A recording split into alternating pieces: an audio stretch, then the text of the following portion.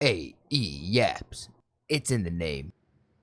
All right, this Diddy situation is one of the craziest things that's happened, I think, in my whole lifetime. Literally, this is a global phenomenon now with how popular Diddy is and how crazy his freak offs have been. This is international. So I figured, why not get an update on what's going on with Diddy? The Diddy trial is one of the most insane things to ever happen in recent years, and yet almost nobody really knows what actually happened. But with the charges coming against Diddy, he now faces life imprisonment if convicted on all charges. But the only thing that I really know about this is that he said, or supposedly he said, I might have beat her, but I didn't traffic her. I saw that as a quote, and I was just like, man, that is a wild statement. with all of the rumors, what really happened at his depraved parties? Frederick Zemmermore, general manager of the Beverly Hills Hotel, testified that Coombs' stays often resulted in $1,000 in damages, all due to the excessive use of candle wax and baby oil. What? Necessitating deep cleaning and room closure. Special Agent Gerard Gannon also testified about items recovered during a raid on Coombs' Miami mansion, including drugs, gun parts, and over 30 bottles of baby oil. People from everywhere are stepping forward with shocking stories about. I mean, some of this though isn't illegal. Like, this is the thing with Diddy, is like his situation is crazy, but you need to find what's actually legal, because having crazy sex orgy parties isn't illegal, but it is freaky. And being freaky isn't a crime. Off parties, fueled assaults, hidden cameras, and a culture of silence that protected this all. Did she go to the police at that point or anything? No, we didn't know what to do at that point because, you know, Puffy is a very powerful person and we were quite terrified. Even Kid Cudi's been in court, testifying against Diddy. Because apparently in 2011, after P. Diddy discovered Cudi's relationship with Casey Ventura, he allegedly broke into his home and later his Porsche was destroyed by a Molotov cocktail. This ex of P. Diddy, Casey Ventura, also testified about enduring years of physical and sexual abuse. She described being coerced into sex parties referred to as free with a bunch of other celebrities. Dang, so this is where he was talking about beating her, or, you know, beat her mercilessly in order to have disgusting blank with strangers during these drug-fueled multi-day marathons he called freak-offs. And apparently some of these freak-offs lasted for 4 days. 4 days straight of just orgies. Even one of Diddy's own employees said that he had to work over 100 hours a week, performing tasks beyond typical assistant duties, including cleaning up after all the parties to prevent hotel staff from leaking information to the public. With all the disturbing party stories. How does one even clean up baby oil like that? Sleepovers with a teenage Justin Bieber, and P. Diddy funding and controlling your favorite celebrities, networking with the most powerful people in the world, all whilst allegedly taking down some of the most iconic musicians in the industry. The conspiracy is that P. Diddy is the one who put the hit out on Tupac. Makes it clear that the court case around P. Diddy goes very deep. And yet all of this, just like with Jeffrey, has been going on secretly behind the closed doors of the Hollywood elite for decades now. Finally. And what's so frustrating about this is, like with the Epstein case, you have Giselle, or Josine, or however you want to say her name, is in jail for trafficking children, right? Like they caught her, they said, hey, yeah, you're trafficking children. But who was she selling them to? That's the big question. Yes, we kind of already, you're just confirming something that we knew, but now we want to see where the receipts are and who was paying for those kids. The truth is unraveling in front of our eyes. Ever since the massive raid on one of his mansions last year, Sean Diddy Combs and his sickening private life have been thrust straight into the spotlight. The truth started unraveling when officers found over 1,000 bottles of baby oil and lubricant in just one of Diddy's residences alone. Because all of this baby oil was just the tip of a massive iceberg, giving people a glimpse into the obsessive scale of what's really going on behind the closed doors of the elites. So when Diddy was arrested in a hotel room in September of last year, police would also find a Gucci bag full of pills and other hard drugs, a loaded handgun, lingerie, high heels, and a disassembled AR-15 rifle cards. It appears that Diddy was preparing for some sort of final blowout, despite knowing that the police were due to arrest him at any moment. Maybe he knew there wasn't any point in hiding his actions anymore, and it really doesn't look good considering how people are describing Diddy. Because how long he was getting away with it, he probably felt like he wasn't ever really in any real danger of the law. His relationship with his former girlfriend Casey Ventura. Now, it's been crystal clear for years that something awful was going on behind the scenes, as in November of 2023, Miss Ventura settled a civil lawsuit against Diddy within 1 day of it being filed. Clearly, Diddy and his lawyers wanted so badly to keep things under wraps they immediately agreed to the deal.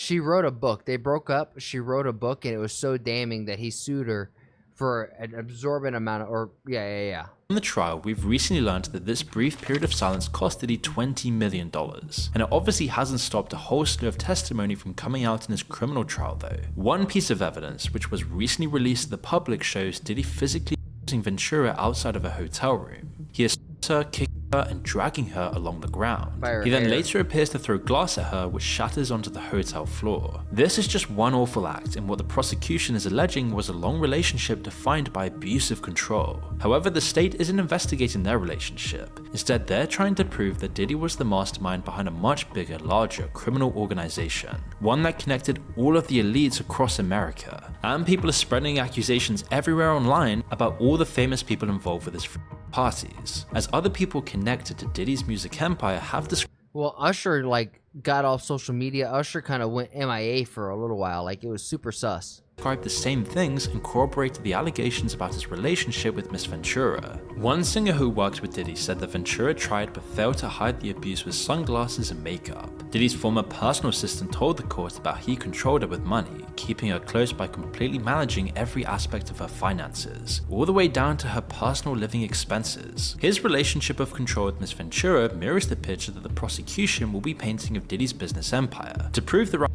and the charges, they'll need to provide evidence that Diddy was at the center of this all. Some of the witnesses have already given testimony to this effect. That personal assistant we mentioned before described the situation, saying that, quote, "This is Mr. Coombs' kingdom and we are all here to serve in it." This will all hinge on Diddy's parties, the infamous offs, and the role that they played in his alleged crimes. These parties were spoken about in hushed tones for years by celebrities. They made innuendos or they implied things, but it was rare for anyone to go into any concrete details. Hey, everybody know ain't no party like a Diddy party, so. Yeah, that's what's up.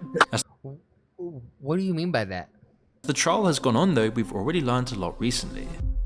But before we continue, did you know the scent can speak volumes about who you are? It's like an invisible accessory that leaves a lasting impression without saying a word. And finding the perfect fragrance has always been gaslighting tricky you into for me, biting testing this. endless samples, hoping one works, only to waste money and product. But recently, I've been exploring new scents, and Scentbird has completely changed the game. It's made the entire process so much easier and more fun. One of my current favorites is Dime by Tuesday Date Night, a bold, warm blend of spicy cardamom, leather, and smoky sandalwood. Another scent I've been loving is Michelle Germain's Sexual Paris, which gives off a classy masculine vibe with notes of French champagne, mandarin, and amber. And what makes this all effortless is Scentbird. It's not just a fragrance subscription, it's a smarter way to discover new scents without the commitment. And for just $8 to start, you get to try premium fragrances from top brands like Prada and even niche labels like Roja. Yeah, Each but how many fragrance do you have to comes in a order? 30-day supply, so you can really experience it before buying a full-size bottle. And with over 900 options and a personalized quiz to guide you, finding your signature scent is simple. What I love most is the freedom, as you can switch up your fragrance every month without dropping hundreds on full bottles. Retail price $143, so you're probably gonna get it for like $99. I'm telling you, you could just look up Acetor Marine, Juniper Berries, and Calabrian Mergot on Amazon and get it way cheaper. And their travel-friendly vials are perfect for Trust. on-the-go refreshers, whether you're traveling, heading to the gym, But or just out for the day. go ahead, So if you're ready use to this find your ad. next signature Here, scent go without ahead, breaking the bank, sign I up, highly do recommend his checking out ad, Scentbird. help Just out use the my creators, code Moon3 or scan the but, QR like, code really on the go to screen to Amazon. get 55% off of your first month. That's just $8 to find your next signature scent. So one exotic dancer described how he was first hired to perform at one of his parties for $800, and that Miss Ventura told him her and her husband liked to create a sexy scene. He went on to attend a further 8 to 12 parties. Casey was both key in setting these up for Diddy, but also, as he described, became part of them as well. But she said that the depraved acts he forced her to do became a job because they happened so much. There's far too much evidence of abuse for Diddy's defense team to deny this, both in his relationship with Miss Ventura as well as his other relationships. Instead, to get him on the same charges they used to convict mobsters, they'll need to prove a criminal conspiracy. But whilst the state is trying to prove this kind of conspiracy, the media are very happy to ignore how deep it really goes. Tons of different celebrities were involved at varying levels, people that we grew up loving. household names, and it's likely that lots of these people were also victims lured into the chaos by the promise of fame and more opportunity. Britney Spears, who has been mentioned in court documents, is likely to fit into this category. Casey Ventura testified that Diddy accompanied Britney to her 21st birthday party, and that they began a relationship the very same night. Others may have been more like bystanders or even accomplices. What is clear though is that the culture of silence around Diddy's parties was absolutely impenetrable. While lots of people seem to mention it, nobody ever went into real details or blew the whistle until it was already coming crashing down. There were a few hints here and there. People knew he controlled the industry, and there was some very suspicious stuff going on behind the scenes. It's why the infamous Family Guy clip from years ago is now making the rounds online, and it's scary to see that people in the industry even knew about this stuff way before we had any idea. Now it just seems like this was an open secret for decades, accepted and put up with by the majority of the show business world. And that's probably why he had that ego or the bravado of like, I've been doing this for decades and the law hasn't stopped me. So the only thing that's going to stop me is another op trying to work its way through the cracks. And he's just controlling everything. All the way back in 2002, Diddy joked about locking the doors and turning up the heat at his parties, making sure that people can't leave and that they get as intoxicated as possible. This resurfaced segment sounds far more sinister in hindsight. And not only that, like there's been more confirmation of that where it's like if you go to a Diddy party from like the normal hours of like 6 to 9 or even like 6 to 10, apparently it's normal. People can come in, leave, do what they want. But then there would be words of like, yo, once it's 10 o'clock, the freak off start. So if you don't want to be here for that, you need to get out. Knowing that Diddy wasn't joking at all as he gets more involved in recounting this all. So if you don't have what they need, they're gonna leave. Right. Gotta keep them there. Right. You need locks on the doors. Then you've got all the other time celebrities were caught talking about the parties on camera. You can Cat Williams, 100%. always tell that they're referring to things that people in the business know about, but that they can't go into more details in front of the public eye, all due to the powerful people involved. First, here's the clip from 2014, where Khloe Kardashian describes meeting her friends at a party where around half the people there were naked. So who was with you this weekend? A bunch of my friends. Diddy, Quincy, Justin Bieber, So far, French so good. Montana. On a plane at 5:30 a.m. on this party. I think half the people there were butt naked. Now that we know the truth, it makes her knowing Smile that much more sinister, and we have no idea What do you mean by that? what she isn't letting on. This is what she says to the public. But just the fact that she felt safe enough to even talk about this in the middle of her reality TV show is very telling, as it implies they felt absolutely untouchable at the top. There's so many more examples of these kinds of interviews and moments from celebrity culture. While lots Like, can you imagine you're just going to like a weekend party and like half the people there you know, and half of those people there are butt ass naked, and it's normal? What kind of world are you living in? of them went unnoticed at first, when the news of Diddy's arrest Like, I'm in for some freaky DJ and shit, but like there's levels to the game, and that is so far, like that is a race to the bottom of barrel of just degeneracy. And I'm like, that's crazy. first hit, people were quick to link them back to the crimes. Just take this interview with Ashton Kutcher on Hot Ones. When the host Sean Evans asks him about a picture of him at a Diddy party, he quickly realizes he can't actually go into any details. He's immediately uncomfortable, trying to figure out what he could say before he realizes none of it is safe for the camera. Diddy party stories, they're our favorite genre of anecdote. If you really? have one, yeah. Wow, okay, I've got a lot I can't tell. So, can't tell that one either. Why does he kind of look like Pedro Pascal here? So in the end, he just quickly changes the topic, as you can see in this clip. Other clips have also resurfaced that are much more tragic. There's all the footage of a young Justin Bieber getting sucked into Diddy's orbit. And now if you look at Justin, he is like it's a soul living in a shell. At the time, he was Barely far too hanging young to on. even understand what was happening. It all seems incredibly predatory, although Justin Bieber has recently said that he wasn't one of the victims. Then there's Usher's experiences with Diddy. And there's probably a sense where Justin probably doesn't feel like he's a victim because he grew up probably in like, this is me completely speculating and total assumptions, but there's probably like he was growing up thinking that this was normal and how life is, and like he's not a victim because he was probably doing some of these acts to other people, or you know, in control of something, so he doesn't feel like he can be a victim. That's like my instinct when it comes to Justin. is that he just was like groomed to be like the next Diddy. Like when Diddy gets old and moves on, somebody has to be the next ring man. And I think Diddy wanted it just to be Justin. And it just crushed him because of the immoral, degenerate things that, like, your soul can only hold on for so long. Diddy. At just 13 years old, he was sent to live with Diddy, ostensibly to advance his career. But in an interview on the Howard Stern show, he said that he saw the lifestyle and that he didn't understand it at the time. What were you saying? I went there to see the lifestyle, right? And I saw it, and it was, but I don't know if I could indulge and understand what I was even looking at. It was pretty wild. So nobody. The most telling thing though is what Usher's response is when he's asked about whether he'd send his own kids there. You're a dad now. Would you ever send your kid to Puffy camp? Hell no. It'd be impossible to get a complete picture of who knew what and what really happened now, but it is clear there was a massive amount of pressure not to raise the alarm. What is Jay-Z's role in this? Because he's everywhere with this, and look at these white parties, like about what was going. Like this looks like during the normal time. I'm sure like this guy isn't really welcome after 6 p.m. Or maybe he is. Maybe he has all the money. Why does it kind of look like Joey Diaz? But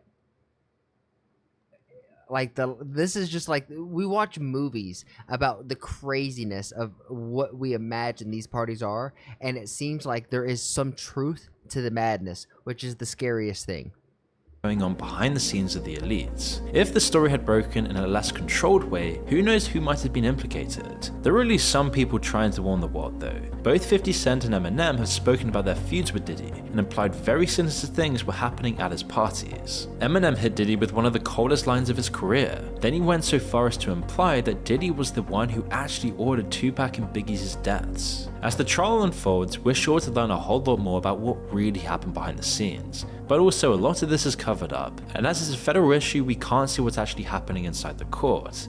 What blows my mind is why was the Johnny Depp and like the Amber Heard case or whatever her name is, like, that was like live streamed basically. Why can't this be live streamed? Like, we need more transparency, especially with the low trust in government and everything else right now. Like, this needs to be live streamed, and the everyday person needs to have access to see what the hell is actually going on. And then again, it's also unlikely that anyone else with fame and power will be implicated at this point. We've already seen the stuff that happened with Mr. Jeffrey, because now the cat's out of the bag. No, we haven't, because it's all been nothing new has come out of it other than the fact that yes, they're busted for, you know, like selling kids for child trafficking, but we don't know who to who. Same thing with Diddy. Give us the list. Bag, they're gonna tie everything they can to Diddy and hope this all disappears when he does. In reality though, it's the uncaring attitudes of all the powerful people associated with Diddy that let this go on for so long. And remember to visit some. Yeah, I just think you guys heard what I think. Let me know. Are you guys picking up what I'm putting down? If not, let me know in the comments down below. I genuinely, one thing I love about this community is I can talk to you guys in these videos and you guys meet me down in the comments. And there's so many times where I come in with an opinion. Most of the time it's ignorant because I don't have all of the facts. You guys give me some of the pieces of the puzzle that I was missing, and it completely changes how I think about things. So let me know what you guys think about this whole Diddy case. Is it a big deal in India? I'm sure right now you guys have other things kind of in the forefront. Asia, we're starting to have a small little population or like small little community. Do you guys care about the Diddy trial at all? And for all of my American brothers and sisters, happy Memorial Day. I want you to take time to think about your friends, your family, mom, dad, grandpa, grandma who might have served in the military. Just think about what they did. Their 9-to-5 was literally putting their lives on the line so that we can have the freedom to yap online like I am right now. If you ain't thankful or grateful for that, then shit, I don't know what's wrong with you. But with that said, as always, I challenge you. Give you a good old challenge. Make somebody laugh today. Give them a little knee slapper. Make some knees slap. Make some giggles go ha ha. Spread some love and joy. Not any of that hate and vitriol shit. And I'll see you guys in the next one. Peace.